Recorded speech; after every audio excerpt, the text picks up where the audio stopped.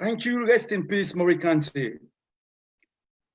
Good morning, good afternoon, and good evening, ladies and gentlemen, and welcome to the Then and Now Media Empire. I'm Mohamed Kamara, commonly known as Supermed, your host and presenter for tonight, sitting in for Mr. Prince Emil Koma, the founder and CEO of the Then and Now Media Empire. Our topic for tonight is Black Problems, Black Solution. You might wonder why we choose this topic. It is timely and also deliberate. We all know what is going on around the world today. There are many, many protests all over the world in relation to the death of the Black brother in the United States of America. Most of us have seen the video, and it's so horrible. People could not believe what they are seeing with their eyes. And this is not an isolated event. Ladies and gentlemen, we've seen most of these sorts of atrocities in America, and mostly all over the world. I mean, in Asia, in Europe, in the Americas, and many places. We, the Black race, we the people, we the Black people. When I mean the Black race, I meant Africa, the diaspora, including African Americans, including Afro-Caribbeans, all of the, like a famous reggae musician once said, he said, don't mind your identity, don't mind the borders and everything. He said, as far as you're a Black man, you are an African. And so today, this is our topic, ladies and gentlemen, is timely and it is deliberate.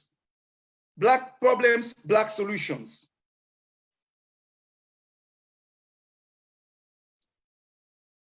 And we are going to look at, in other words, we are going to look at the Black race then and now.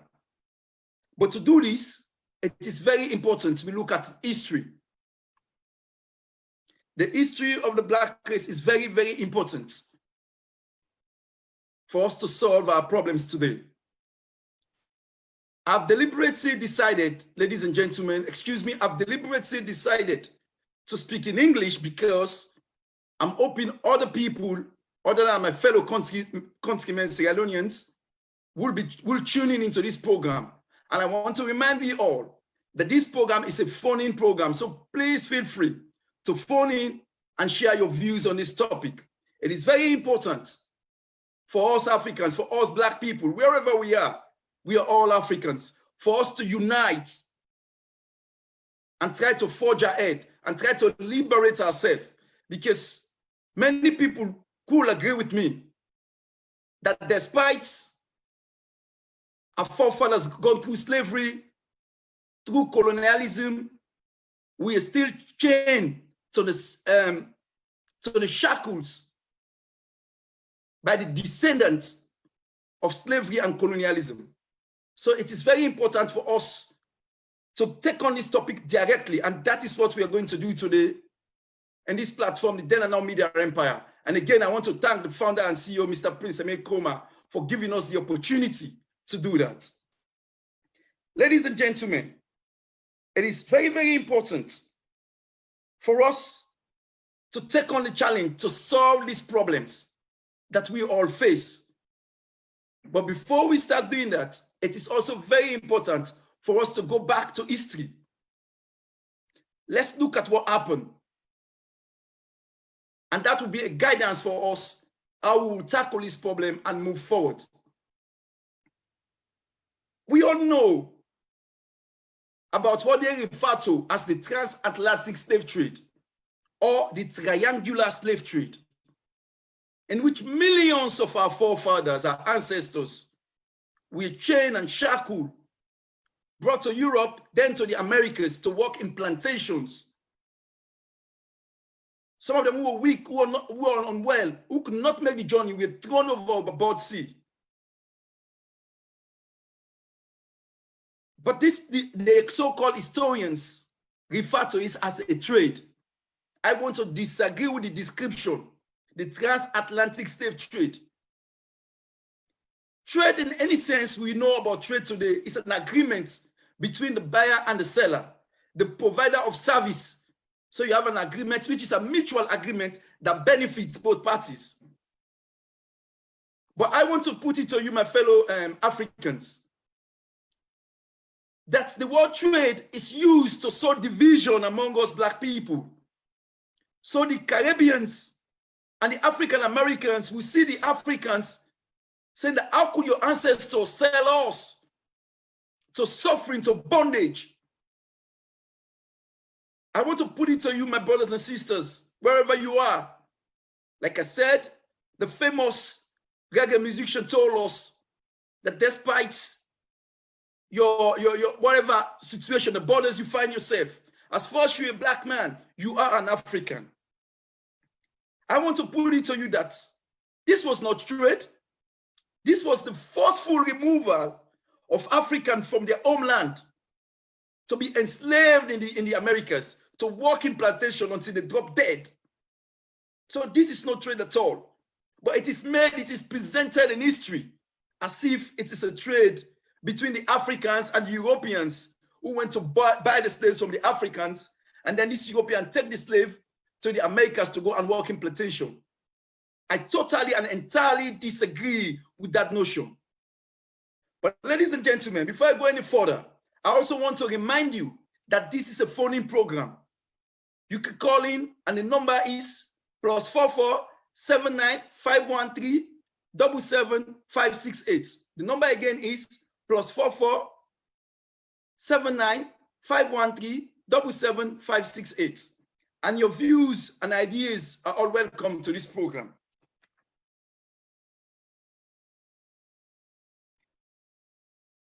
I want to also state the fact that the slave trade or the enslavement of Africans in the Americas is the worst genocide. It's the worst genocide, I repeat, that has ever happened in this world as we know it. And it took place for hundreds of years.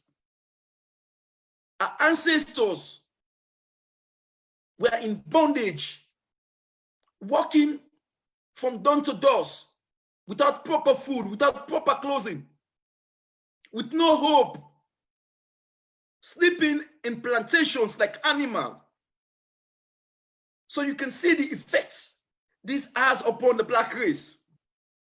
It is very important, once we're looking at the problems of Africa or the problems of the black people, for us to take that history into perspective. It is only by then,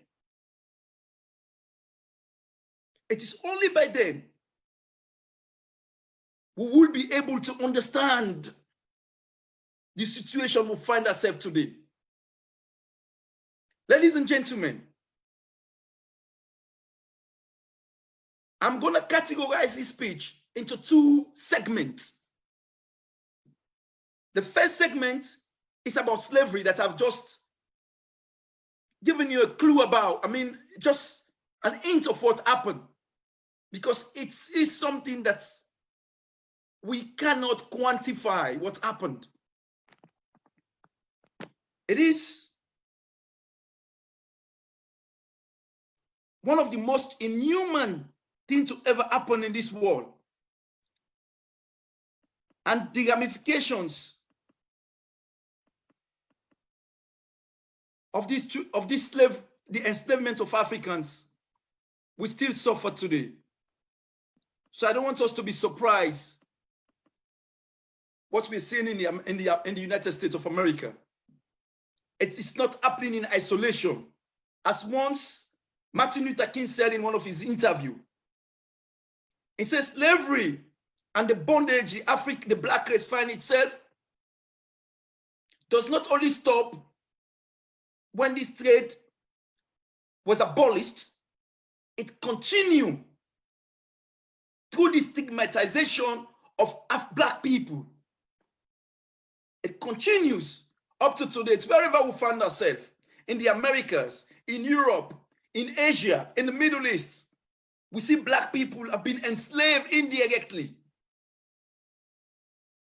So it's time for us to stand up and speak to this and get the rest of the world to know that we are no longer going to accept this stigmatization of the Black race. Ladies and gentlemen, as I'm saying, we're expecting people to call, people to give their opinion on this particular topic, because it is very, very important for us Africans, for us Black people, to think about how we will emancipate ourselves, think about solutions, and also try to understand the angle we Black people are coming from.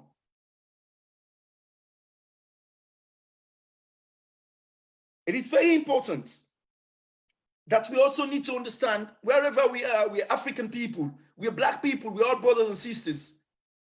We should show love to one another, help one another in our fights to liberate ourselves. And this fight continues in the Americas, in Europe, in Asia, in the Middle East, wherever we find ourselves in the diaspora. The fight continues. We shouldn't forget about that. Like I'm saying, this is a phone-in program. You can call in at any time. And the number again is +44 79 513 77568. The number again is +44 79 513 77568. And again, if you're just joining us, welcome to the Then and Now Media Empire. I'm your host and presenter for tonight, Mohamed Kamara, commonly known as Supermed. Sitting in for the CEO and founder of the Then and Now Media Empire, Mr. Prince Emile Kroma. Ladies and gentlemen, like I said, this particular topic is divided into two segments. The first segment is slavery. And the second segment has to be colonialism. Because after the abolishment of slavery, the slave masters or descendants of the slave masters didn't stop there. They designed something new. And this is colonialism. They came in as imperialists. They said they're coming to civilize or to modernize the Black people in Africa. But all what we see is oppression and exploitation. And it continues to date. It is very important for us to take this into context, that colonialism continues to date. Until recently, we know African Francophone countries were paying 100% of their reserve money in the French bank.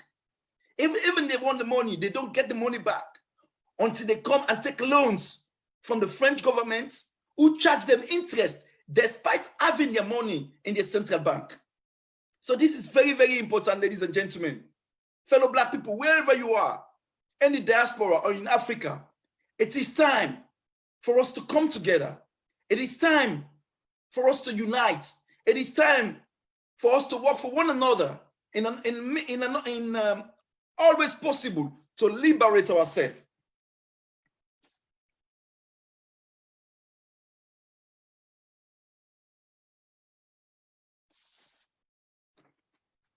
The oppression and the exploitation of the Black race continues to date, ladies and gentlemen. We shouldn't forget about that. We shouldn't forget about that. And there are ways we need to educate ourselves about this. We need to look at historical perspective. Like I've just given the details, a little bit, few details, dots about it, but it goes on and on and on and on. I want to bring to your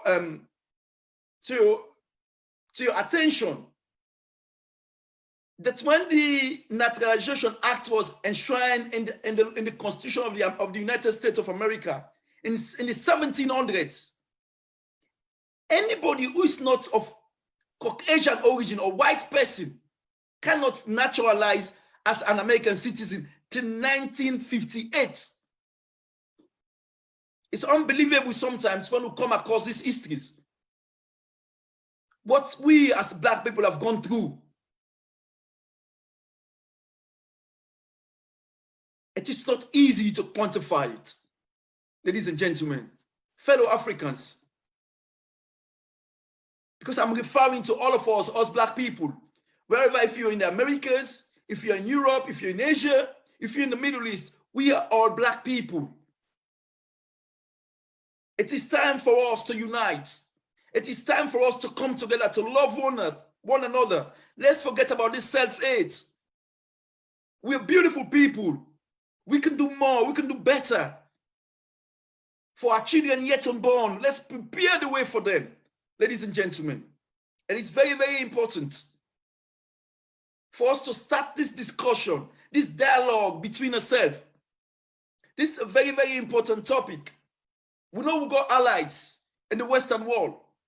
We see the demonstration in Europe, in Americas, in Asia, even in China, ladies and gentlemen. Can you imagine? Even the Chinese were demonstrating for Black Lives Matters. And I say, oh, my fellow Chinese, I know you're demonstrating now, but I want to take you back just a month ago. You were driving African people out of their homes, even pregnant African people out of their homes, accusing them of having coronavirus, despite the fact that coronavirus originated from Wuhan in China and infected the rest of the world. You accused African people of having coronavirus, of spreading coronavirus in your country. That was shocking. But that is for another topic, ladies and gentlemen.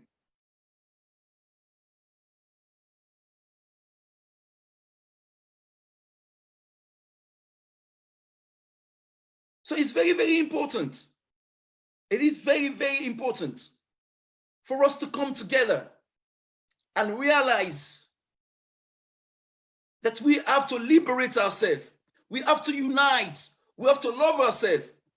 And this again, it points to the challenge, the motherland. We've got so many problems. Corruption, conflict, ladies and gentlemen, are not happening in isolation. In fact, I want to bring to your attention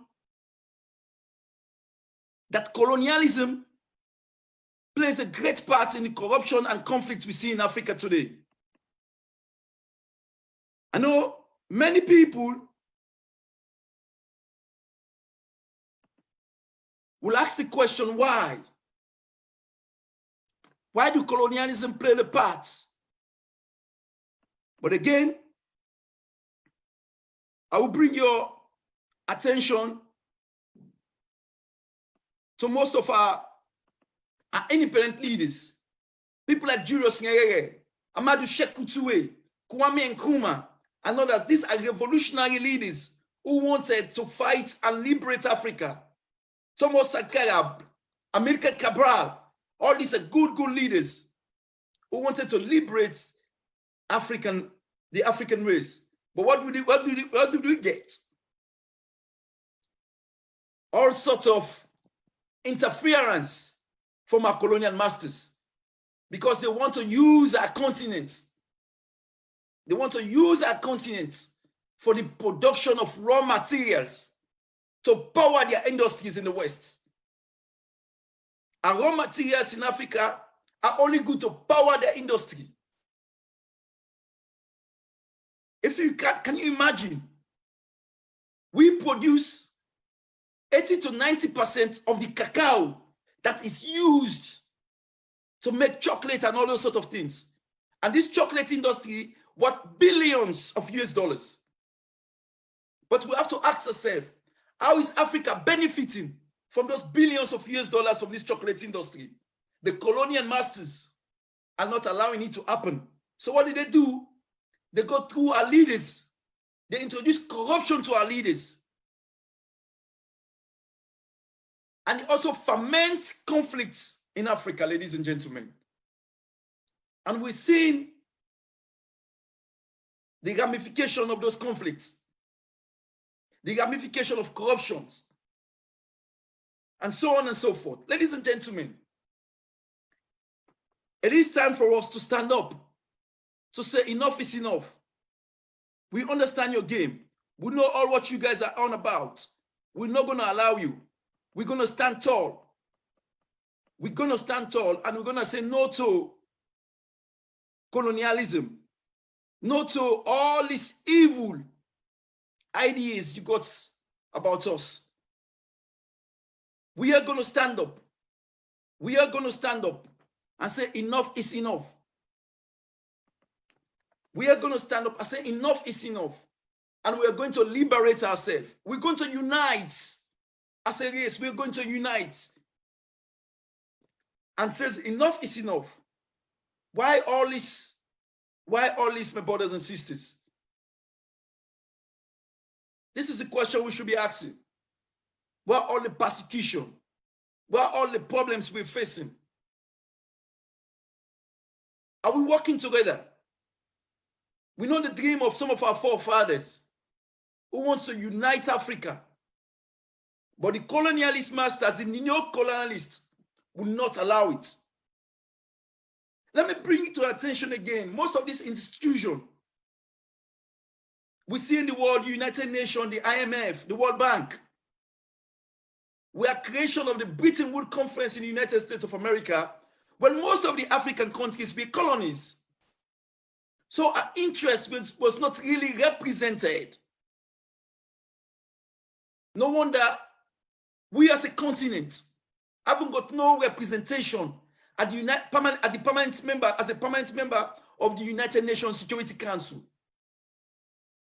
Whilst Europe, a smaller continent, well, a part of Russia, you refer to it as smaller continent with lesser people in terms of population, has 3 members, if you include Russia, as permanent members of the Security Council. So all of these questions are questions we have to ask why. Why? We need to know why. It is very important. It is very important for us to ask ourselves these questions and say, why is this happening? Why is this happening? We need to continue the struggle. We need to fight. We need to unite. We need to sensitize each other. We need to bring the diaspora, including the African Americans, the Caribbeans, back in connection with the homeland Africa. We need to remind the brothers that we are all in this struggle together.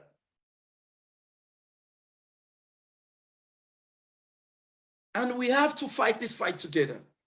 So this is the first segment of my talk today. The next segment has to do with solutions. Some people will say drastic or radical solutions to emancipate ourselves, to liberate ourselves. Because I think we're still under bondage. We need to do something about it because it is reaching at a crescendo.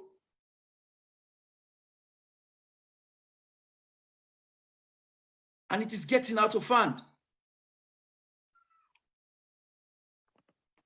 So ladies and gentlemen, like I said, this is a phone-in program. Your calls will be highly welcome. Please feel free to contribute. Your calls are welcome in this platform. Before I move to the second segment of my program, I want to make a few announcements for you in this platform. Coming very soon in this platform, we'll have a program looking at the history of Sierra Leone music industry. So we'll have lots of musicians, managers in the music industry who will be on this platform explaining to us about the history of the Sierra Leone music industry. Also, very soon, we'll be having a gospel program in this channel. And also, we'll be having a sports program on this channel. So please, ladies and gentlemen, feel free to join us as usual for the continuation of these programs. But definitely, we've got lots and lots of programs coming up very soon on this channel. And like I'm saying again, this program is a phone-in program, so your calls are welcome. Please feel free to share your views in relation to this topic. The next segment of this topic is solutions, drastic or radical solutions. that will help us liberate the African people, the black race, wherever we are. We're facing oppression up to date. Oppression hasn't stopped. We've been oppressed up to now, and it hasn't stopped. So we have to continue the struggle. We have to continue the fight. But now I have some suggestions in terms of solutions, because we need solution to this problem. I've highlighted some of the problems we as the black race is facing, from slavery to colonialism. And I've made the case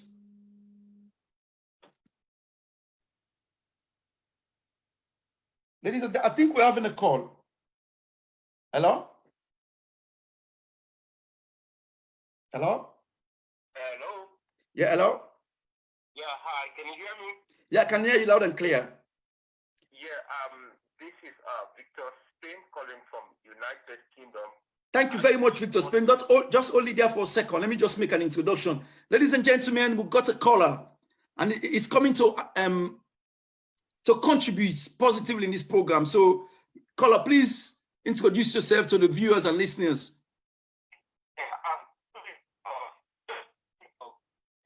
Viewers and listeners, my name is Victor Spain. I am a member of the Then and Now.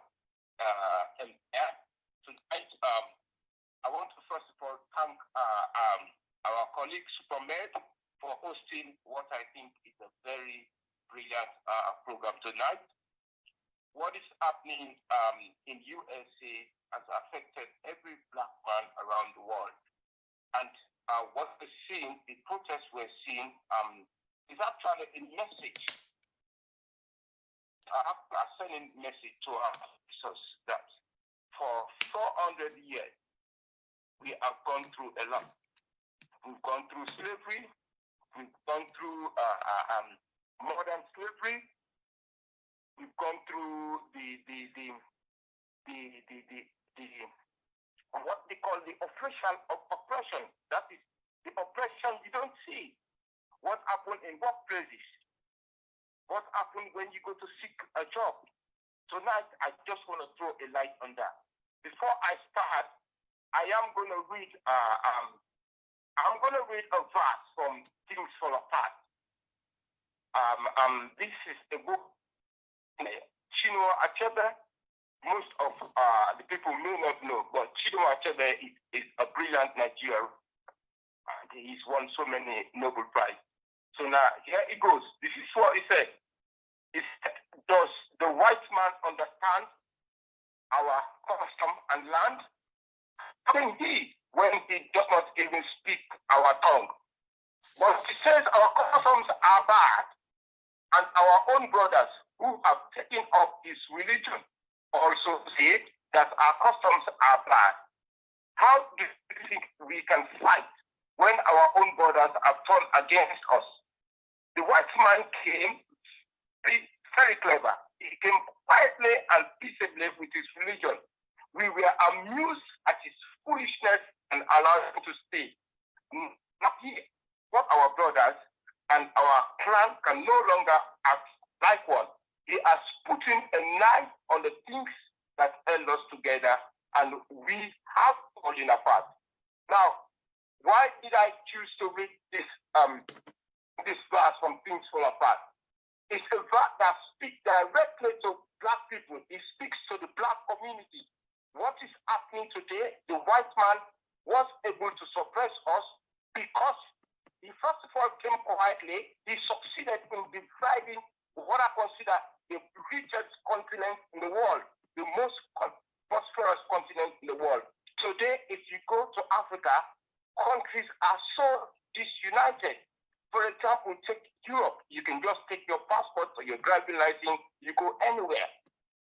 In West Africa, that is not the case. The worst journey I have ever made was when I decided I would travel on land from Ivory Coast to Sierra Leone. It took me 4 days. That was the worst journey in my life. The hatred is there. How can we fight? How can we stand up to our oppressors? If the Caribbean thinks the African is an enemy, if the African thinks, oh, I should not go, if the Francophone thinks, oh, I should not go to the Anglophone. So these are the things Chinua Achebe was talking about. We are so divided. And because of that division, which the white man created, and he sees he succeeded, he continues to suppress us. We do not have unity in West Africa. We do not have a common language. We do not have a common barrier. We do not have a common currency. We do not have common trade policy. How do we want to fight? These are the things that are manifesting in the way they treat us. My friend who is Italian, she is Italian and American. We have met when I was selected for Juror Services. I didn't know she had racist views. So when George Floyd got killed, may his soul rest in peace, I saw all our posts. And then I decided to challenge her. She was telling us we are playing the race card. We always complain about not being treated. So I decided, my sister, I said, I wish George was your brother. I wish you could feel the pain of seeing your brother being killed broad daylight by somebody who is paid to look after him. I wish you could feel my pain when I'm in the office. I do not get that position, not because I am not capable. Well, I am given the worst job to do, not because I am not capable of being in a place where I can shine. When I take a case against somebody who does not look like me, the case is twisted against me. Not because I am wrong. After my conversation to her, she said she felt my pain, but we are overplaying the card. And then she pointed and said, black people are criminals, black people are drug dealers. I said, yes, you have a point. In every community, there are criminals. In every community, there are drug dealers. So to pick on black people to say we are criminals, it is wrong. I asked her to show me one country in the world, one race in the world that have criminals. And she was not able to answer. I said, for too long, we've been suppressed. But the suppression succeeded because we are disunited. I was reading an article which says $1 stays in a black community for the longest it stays in a black community is 15 minutes. Now you know what that means. So we do not look after our assets. We do not invest. We do not have black businesses. All our money is taken by Asians. It's taken suppressors. Now, when you compare us to the Asian community, we are far behind. Let's take UK for example. The top jobs. After the white people, all the top jobs are owned by the Asian community because they invest in their community. They look after themselves. They look after one another. Now, what do we do as Africans? We each other up. So, while we send the message, we are going to stand up. We also have to remind ourselves, brother, we have to remind ourselves that unless we change the way we treat other, unless we change the hatred against one another, unless we become united, unless an area, a region like West Africa become one, unless we are able to speak the same language, unless we are able to use the same currency, the story of Africa will remain the same. This is my contribution, and thank you very much for giving me the platform to be able to express myself. Oh, thank you very much. That's a wonderful contribution, Brother Victor Spain. Thank you very much. You're welcome, sir. I appreciate that. Thank you. Thank you.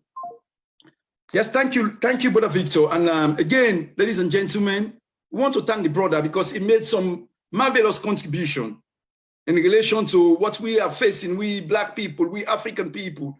Like I keep emphasizing that no matter where you find yourself, as long as you're a Black man or Black woman, you are an African. So the brother was talking about how we should try to support ourselves. Like for instance, now we are speaking in English. This is not our mother tongue, but this is something we have to deal with because most of us cannot speak the different dialects that belongs to us. So this can be one of the solutions to our problem. Let's look at one of our languages in Africa, like Swahili, like Hausa, like Fulani, and make it an international language for the Black race. They should teach it to all the children in Africa. We should teach it to all the African diaspora. And this will be a common means for us to communicate between ourselves. Because like if you travel, you're an African, you travel from an English-speaking country, you speak English, you go to a French country, you cannot even communicate with your African brothers. So this is also a trick of the colonial masters that they use to scramble and partition us. Because if you can't communicate, you will not understand one another.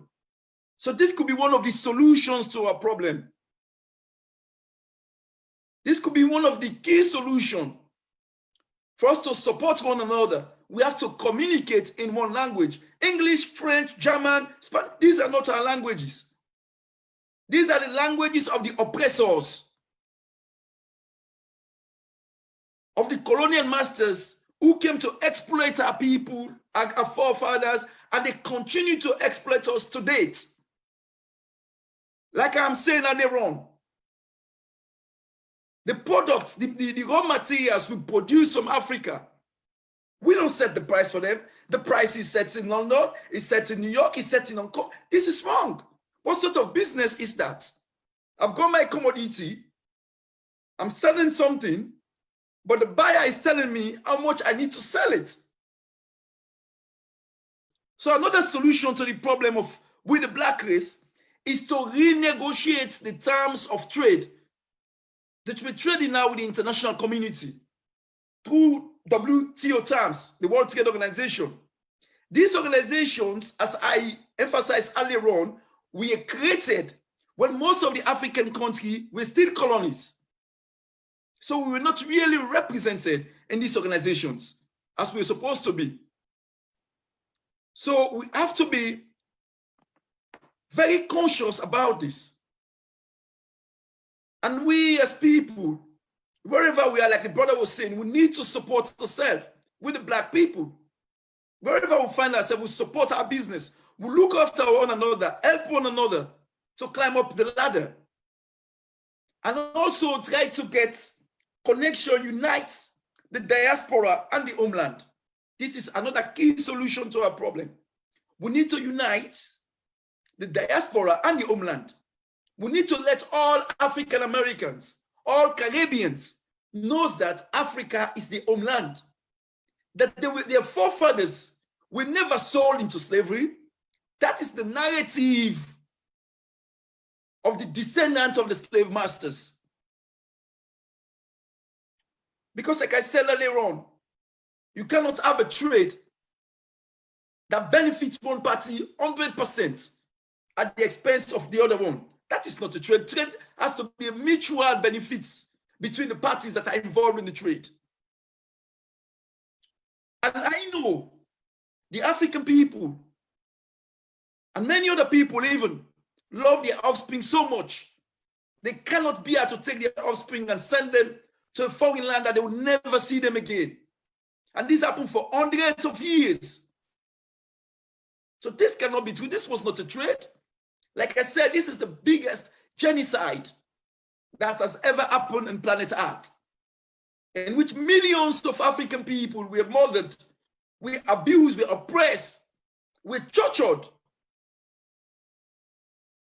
And this continued for over 100, 200 years. Ladies and gentlemen, you can see where this obstacle started. And we also know how these people joined to colonialism. So these are the problems, and they're all intertwined. What we're seeing today, they are intertwined. You know, it does not just happen in isolation. This is something that we ought to think about when we're strategizing a plan to come together, to unite ourselves. Like our independent leaders, people like Amilcar Cabral, people like Julius Nyerere said, even who know somebody whom they refer to as a dictator, who was the late man, the late Colonel Muammar Gaddafi, he echoed some of those points, that we need to unite Africa, we need to speak with one voice, and we need to challenge the status quo, which is the world as it is now, the so-called capitalist system, and all these other things that put us at great disadvantage. We need to challenge them. So again, the solutions, it's not going to be easy. They're not, but they're not insurmountable. This can happen.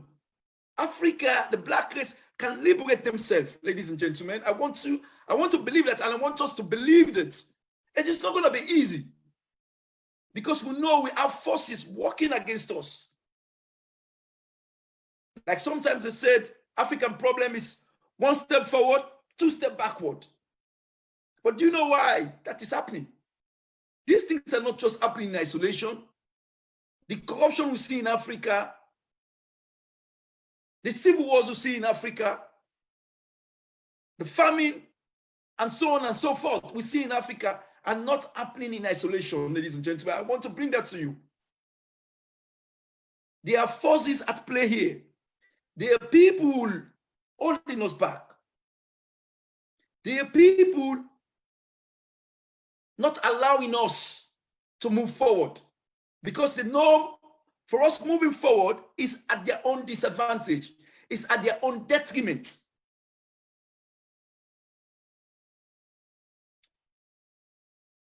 But it's time for us to realize, like the great brother Malcolm X once said, he said there will come a time when the black man will be sensitive enough to know that we black people are all one. The pain of one black man is the pain of another. And say, and that time will come, if you attack one black man, the other black man will stand up to defend the black man. And this is an example of what we see now in the United States of America. The killing of the brother has sparked outrage within the African American community in the United States of America and worldwide. We see communities in Europe, in Asia, and the Middle East standing up, saying enough is enough.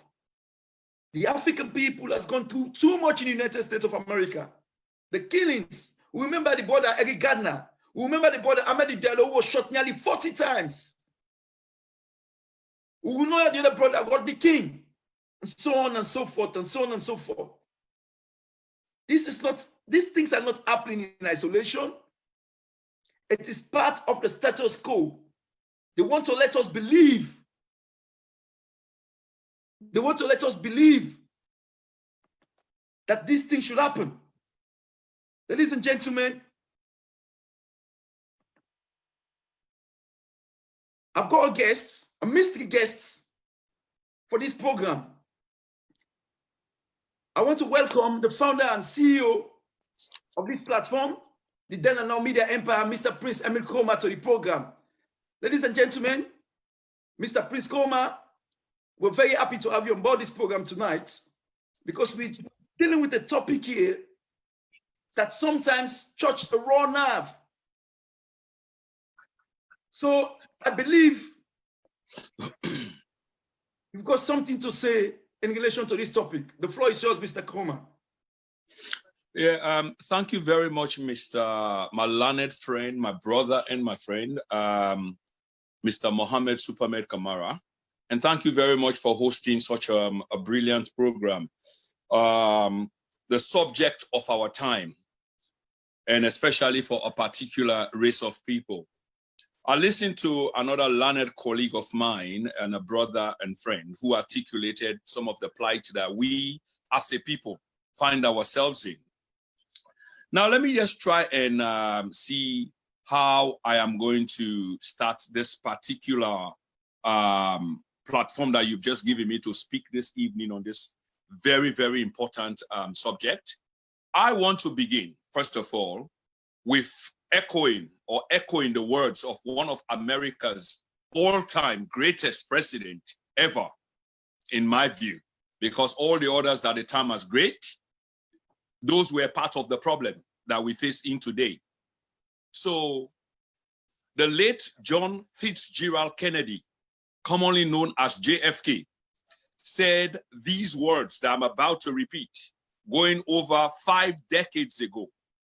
Those who make peaceful revolution impossible will make violent revolution possible. I repeat, those who today. You see, over 450 years ago, our people were cattled away from the continent, the motherland, the home of Black. The late Peter Tosh said, no matter where you come from, because Black people are dotted all over the globe. But no matter where you come from, as long as you are a Black man, a Black person, you are an African. We know that statement holds true, even though some of our compatriots, our brothers and sisters across the aisle, they deny this. But we understand the psychology, because if the continent is not doing well, if the motherland is not doing well, you're going to have people who will try to deny the motherland. They won't want to associate themselves with the motherland. And this works well with the others who are trying to denigrate us, to malign us, to make us appear as if we are nothings. But we realize that we are God's people, okay? And we know, in the words of Martin Luther King, that we will overcome. We know it's not an easy struggle.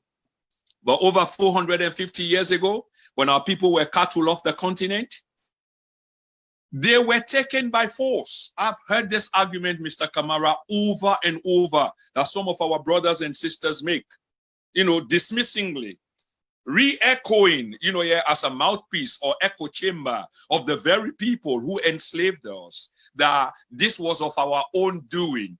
After all, we sold our own people. The question here is, how many of us sold our own people? If there was a willing buyer, then there was a willing seller, and the willing buyer provided the atmosphere for there to be a market. And this market was heavily, strongly resisted. We are not doing no justice to our forefathers who bore the brunt of this pain, this violence that was inflicted on them. Those who resisted, who are in the many, to be cattled away from a place that they call home, to be taken into foreign lands. Millions of our people died on the ground and on the way to a strange land that they knew of, that they knew nothing of, rather. And this is the way the journey started. And to this day, we are being blamed. And one of the things that I have noticed, is the structural damage that people don't want to accept. Instead of blaming the other, they want to blame us. And the other is also trying to blame us. Because that's psychological as well. That's psychological warfare. They blame the continent for not developing.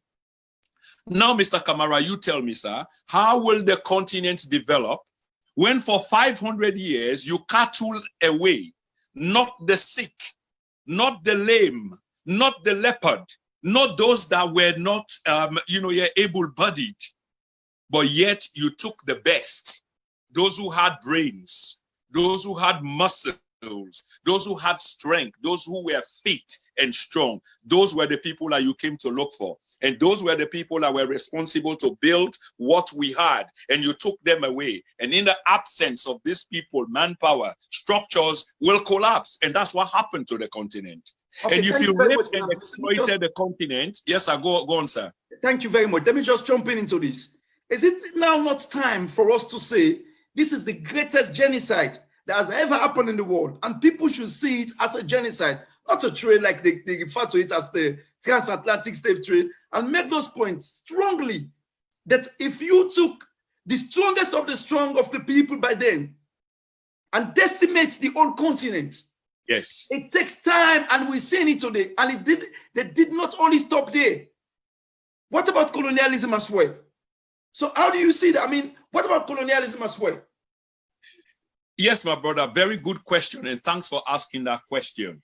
You see, this whole idea has always been a project, and even as we speak, there's a project called neocolonialism, in which another forefather, one of Africa's greatest ever, Kwame Osagyefo Nkrumah, spoke of again over 50 years ago, 5 decades ago. He warned us about colonialism. I heard my brother, he spoke earlier on, when he quoted a book that was to shape my political philosophy, that I will speak of one of these days on this platform. A book where I derive my strength from, where I derive my everything, my soul, my spiritualism from. Things fall apart, the center cannot hold. Chinua Achebe, lo and behold, warned us. So yes, Mr. Mohammed, to answer your question, there's always been a project. First, it was slavery. After slavery, because there comes a time you have to change the tactics. This is psychological warfare. If at some point we were no longer, cotton was no longer in demand, in a sense that they found the revolution, the industrial revolution.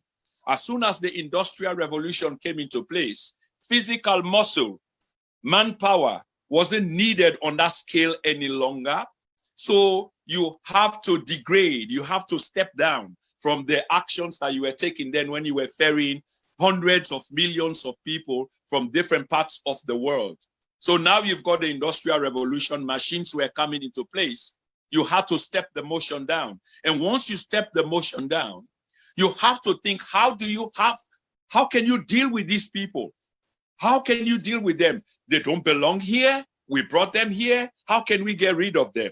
So if you go back again to ancient history, you will start reading how they started setting up organizations. Like, for example, in the Republic of Liberia, you had the American Colonization Society, the ACS, which was meant to repatriate people who eventually became the Congo Liberians. In Sierra Leone, you also heard, what we call today the Creoles. These were people that were sent back, the Maroons. And they didn't only send them back because they were trying to get rid or depopulate the Black population, because you don't need that many Black people around the place anymore because you don't have work for them and they are just roaming all about. But by the time they stepped down from slavery, they promised every Black person that was released 40 acres of land and a mule. That promise is yet to be delivered. But just back to the question again, the answer to your question, they could not entertain us any longer on that level in terms of the numbers. So the policy of decimation, population decimation, is not new. It's been going on for a while. So whilst they were sending some back to Africa to become the new leaders and to also continue the policy of indirect rule, they began to set up a new colonial project. This is the beginning of colonialism, because these people that they sent were meant to represent their interest. That's why, again, when you go to the history of that time, it will tell you that these people that came represented their interest and carried out the project that eventually became the colonial project, because they needed administrators. You will have a governor, you will have a few police force, but eventually you need the people on the ground and you have to indoctrinate them. So thus started the issue of colonialism. And they needed this in a different sense, because the exploitation of the continent had to continue in this sense, minerals and resources, which the country has got in bountiful supply, which we are gifted with by God. So that was just one project after slavery. And even colonialism that started collapsing after Second World War, when Great Britain was a world power. By 1900, Great Britain was no longer a world power. I mean, the world power status was on the downscale. It lost it.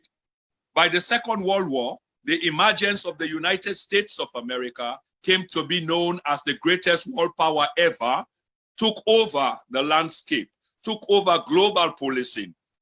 Great Britain became degraded, and World War II decimated the population of Great Britain, decimated the structures of Great Britain.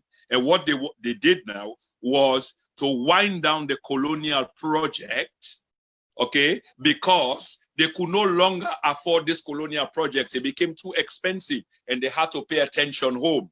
So what came off that colonial project is the Commonwealth of Nations, in which the wealth was never common, by the way, and then some form of new colonialism.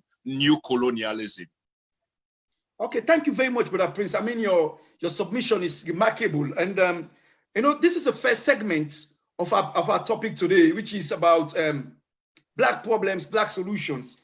I was touching in the solutions. I said creating a common language between the Black race, among the Black race, wherever we are, has to be a key priority. Because all of this language we communicate in is not our language. We're not English, we're not French, we're not German. We've got local dialects in Africa, like Swahili, like Fulani, like Hausa. Why can't we, in the motherland, design something in terms of language? Because the problem here is, if I'm from the English-speaking country in Africa, I move to a French country, I cannot even communicate with my brothers and sisters. And this is a big obstacle. And it's one of the tools used by the colonialists to divide us, that divide and conquer methodology. So I want to put it to you, don't you believe that creating a common language will be a huge advantage to the Black race, wherever we find ourselves, in terms of unification and empowering ourselves?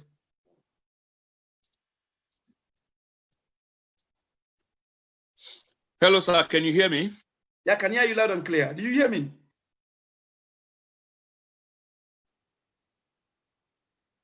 Hello?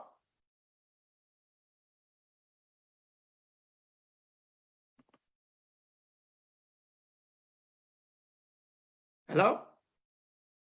I think we've lost the guest here, but let me try and see. Okay. Yes, sir. Can you hear me now? Yeah, I can hear you now, loud and clear.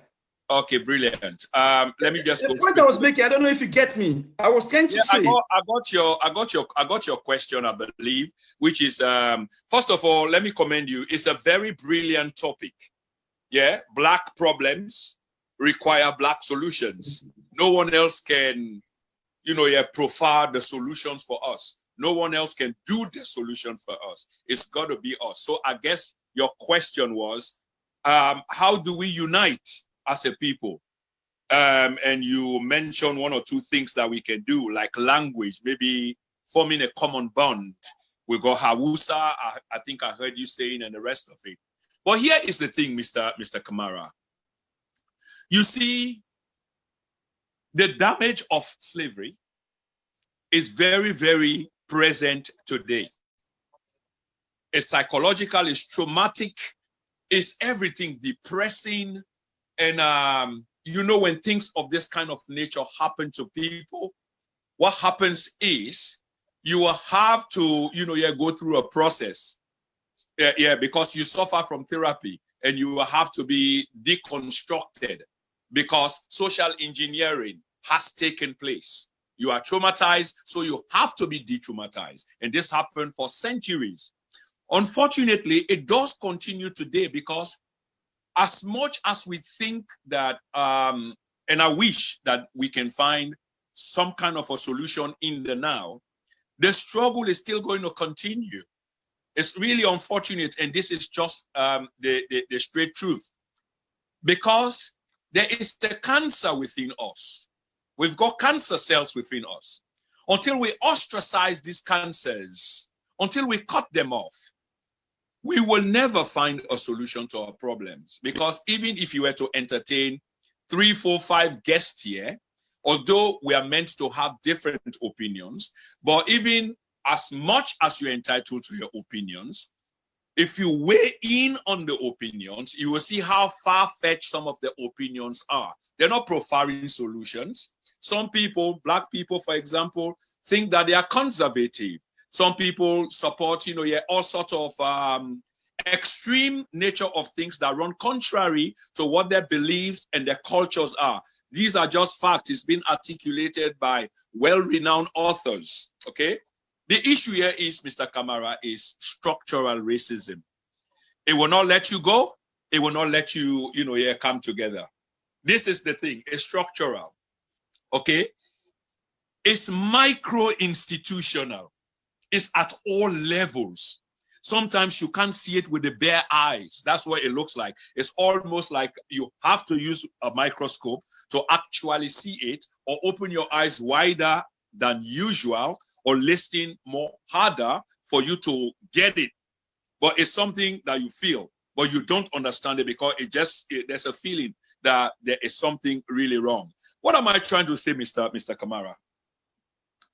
The motherland is supposed to initiate the fight on uniting Black people, because there has to be a point of return, just like the Ghanaians are doing, for example, but this is just one country, and the Ghanaians are doing quite well in that regard. But it's more about tourism. So it all boils down to capitalism, the extension of capitalism, which is money making. It's about the dollar speaks. That's what it is.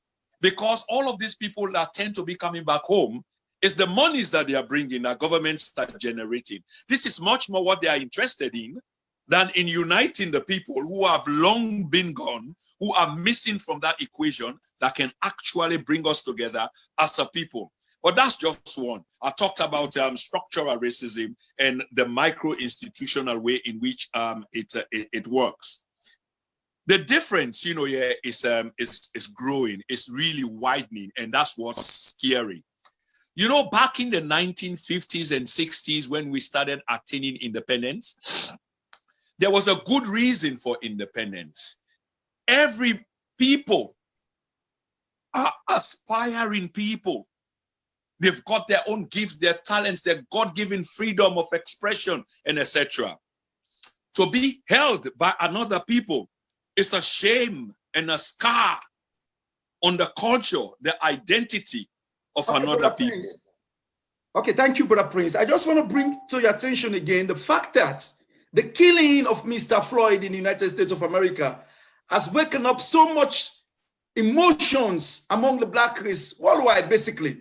Is this not an opportunity for the motherland to somehow try to unite the diaspora? When I mean the diaspora, the African American, the Caribbeans, to be interacted, unite them in some sort of a way for a common good for the Black race. Like we saw lately, we knew Haiti even has joined the African Union. Is this not an opportunity for the motherland, for leaders in the motherland, leadership? Is it not an opportunity for key leadership to unite the Black race so that we can emerge stronger after this incident? Yes, it is an opportunity. Again, unfortunately, the answer is it is not going to happen. It is not. But I do actually agree with you. It's an opportunity. And why I say it's not going to happen, the motherland does not have the capital. It does not have the leadership. It does not have the spirit and the feeling. Everything that the motherland does, I'm not talking about the people. The people are wonderful people. The people who are supposed to champion this are the authorities, the governments, those that are in the making, in the know, the higher ups. But they're not interested in that. This is the analogy I was trying to make. It's almost like a plantation, if you like. I'm using this metaphorically. They sit there, they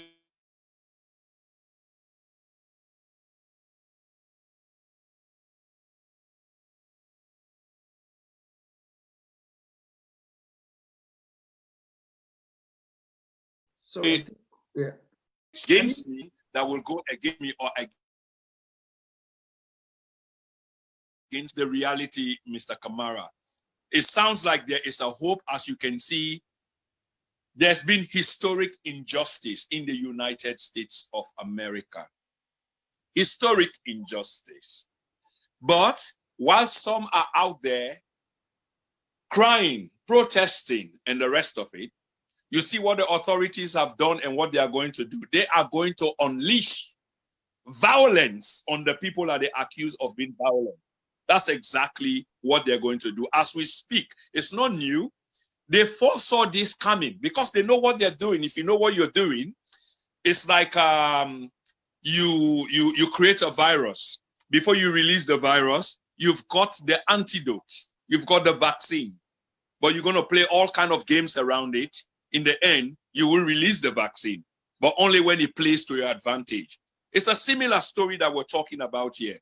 They know what they're doing. They're trying to protect capitalism. It's about them. It's about the structure. It's about the multi-billion dollar or pound industry. Okay, it's about capitalist multinationals. It's about big businesses. This is what we are talking about. It's about real money, and it's in the hands of a few people, and they will go to the length of the earth just to protect that, and we will continue to be the subjects. So once in a while, there's going to be uprisings of this, like this, and sometimes it's going to get violent, just as this one. That's why I started your program by calling on the words or re-echoing the words of one of America's greatest presidents, that those who make peaceful revolution impossible will be making violent revolution possible. Are we ready to take on that violent revolution now? No, because even if you want to go that way, these people in power have foresaw this a long time ago. That's why they have militarized the police. Did you hear me, sir? Militarized the police. And even as we speak now, the streets of America, the world's greatest democracy, the beacon of hope, the land of the free, the land of the brave, is now being policed by military. Military, people in camouflage uniform in the world's greatest democracy. That speaks volume, Mr. Kamara. Yeah, thank you very much, Brother Prince, again. I mean, for that brilliant.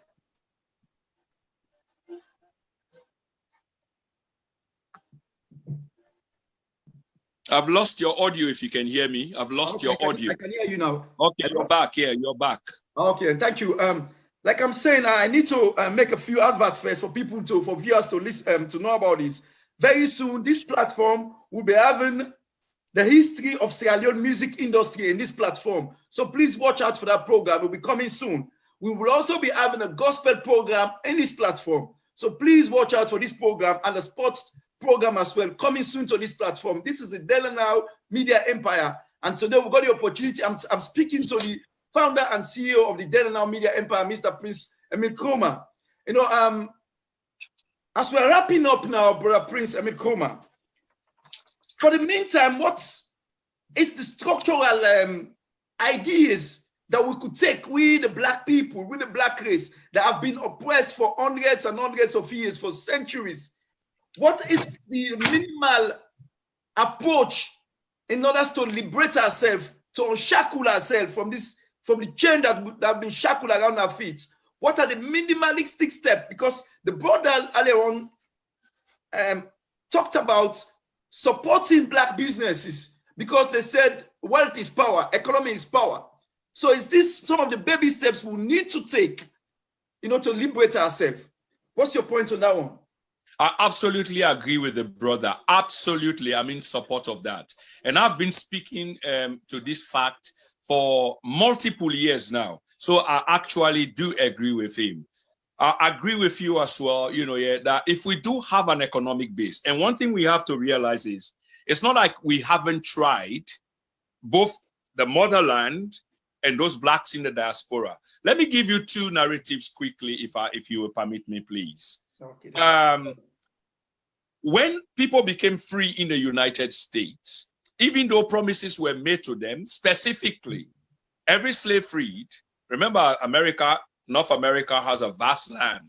Every slave free was entitled. And I'm talking about something that's on paper, that's signed, an agreement, will be entitled, because all those years that they work, you know, you're free of service 24/7, 365, at least you're trying to make recompense for that, you know, yeah, to show some sort of empathy, yeah, some sort of remorse, some sort of penitence, if you will like. People that hold the Bible that don't read the Bible, and this is where the problem is. So they were promised, but that promise was never fulfilled. Notwithstanding, these people went on to use their skills their labor. Remember, these people were laborers. So they knew that they could labor and turn things around. And that's what they did. So, Mr. Kamara, they turned cities, into prosperous communities. Their cities, they set up their own cities. They became administrators after that, because when you've got money, and this is why I agree with your earlier speaker, when you've got money, of course, you call the shots. They have the story of Tulsa, Oklahoma, which is the equivalent of Wall Street today.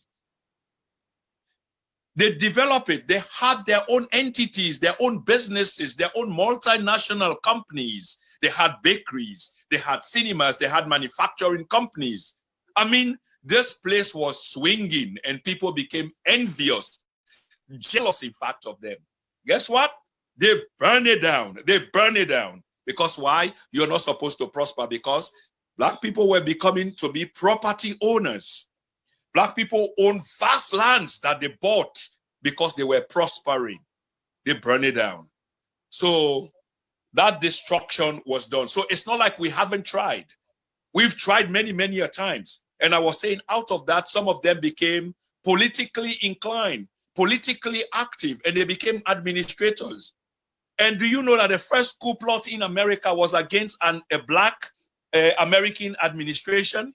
I'm talking about state-wise.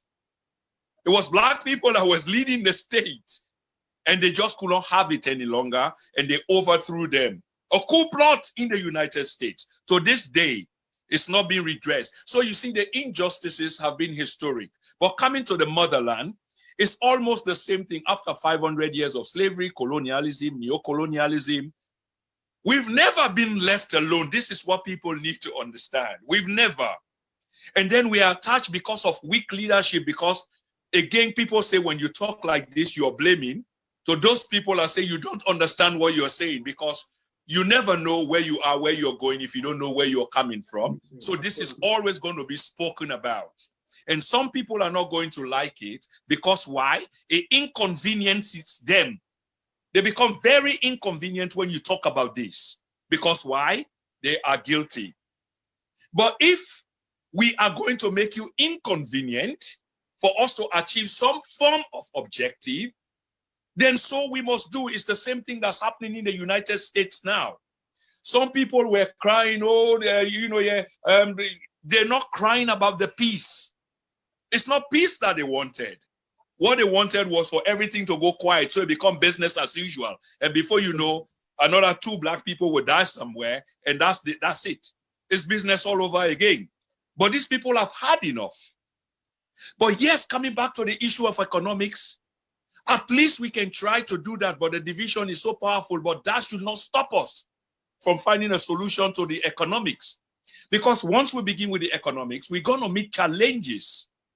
But those challenges, as insurmountable as they can be, as challenging as they can be, of course, we can cross the Rubicon. Of course, we can make it happen if we are so determined. But we must first of all begin to respect one another. We must first of all begin to appreciate ourselves as for what we are.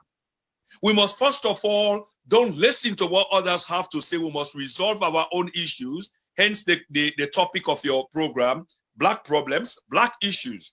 Yes, we have problems, but are we not adult enough to solve our own problems? And most of these problems come, here from the out, because we're not supposed to come together. All other communities have their monies that come into their communities, and they play a role in their community 5 times, 10 times, a dozen times before it goes out to the other communities or to the banking system. But by then, it's helped the community, whether it's road making, whether it's house building, whether it's businesses, it's improved. That's what it does. It multiplies. It does. Okay? But the political class, Supermed, they are not ready for the change because of selfish reasons.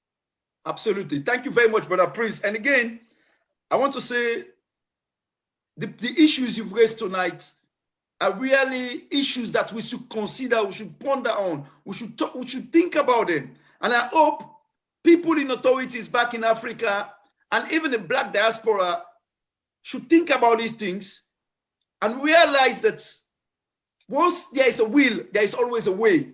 Yep. And the key factor the brother has highlighted here, how we can support ourselves through supporting our own business and gain some sort of economic power. Because once you got economic power, it opens so many doors for you. So again, I want to thank all the viewers. I want to thank the brother as well very much. I think we've almost go over the hour, which the program was meant to finish by 9 p.m. But we've just go over because it's a very, very emotional program, and it touches so many facets in terms of our society. And I believe we'll continue with this, somebody will call it a crusade or whatever. This sensitization, this talk about how best we can come together, how best we can support one another to create this economic power, to create some sort of understanding in back home in the motherland, so that our leaders will understand that we have to stand together, shoulder by shoulder, to liberate ourselves, because the forces that are putting us back are so many, they're so powerful. But we've got to do something, and we've got to help ourselves. Again, I want to thank the brother very much. And just one last word, Superman. I know your program is gone over the hour mark. I'll try to wrap this up in 30 seconds, 45 seconds. Okay, go ahead, my brother, go ahead. Yeah, this is just to add to what you're saying. Because, like I said, it's difficult, but it's doable. But the solution is ours, and it's us. Why should you leave your fellow African shop and take the money to another shop that does not look like you? These are the first baby steps that we should start doing. Whatever people wants to call it, you take your money to your shop. Nobody should be fooling us any longer. Your community, you are very strong there. We are the weakest link. So if whatever you want to say, that's what we should start doing. We should start shocking the consciences of people. We should start letting people know that we are waking up and we're not having this any longer. Take your money to your African shop. The message is straight and simple. Why should you leave Zainab shop and go shop, here to somebody who doesn't look like you? Why should you leave Hussein shop and go shop to somebody who doesn't look like you, who doesn't speak your language? Why should you lose Augusta shop and go somewhere else? Why should you lose Kadi shop? Why should you lose all these people's shop? Why should you lose Francis shop and go buy, from somewhere else that doesn't look like you and what have you? These are the baby steps. We need to appreciate ourselves first. We need to stand tall and be proud. We need to show these people that we are a people. Look, Super, Europe doesn't really have anything other than systems. We've got all. Look at us. And when they say third world, it's used in a derogatory way. Yeah, absolutely. Yeah. So something needs to change. But until we strike that feeling inside of us, that spark, just like what happened in the United States, this is no longer about George Floyd. It's beyond George Floyd, and it's historic. George Floyd was just the fuse, okay? And on this basis, Mr. Mohamed Kamara, I thank you very much for hosting me on your program with a brilliant topic. And I'm happy that I'm able to get so much off, and hopefully your viewers will have taken note of this. We know that we don't have to agree, but we can disagree, at least to agree. These are some of the steps that we need to take as Africans to find a way forward. Thank you very much, sir, for hosting.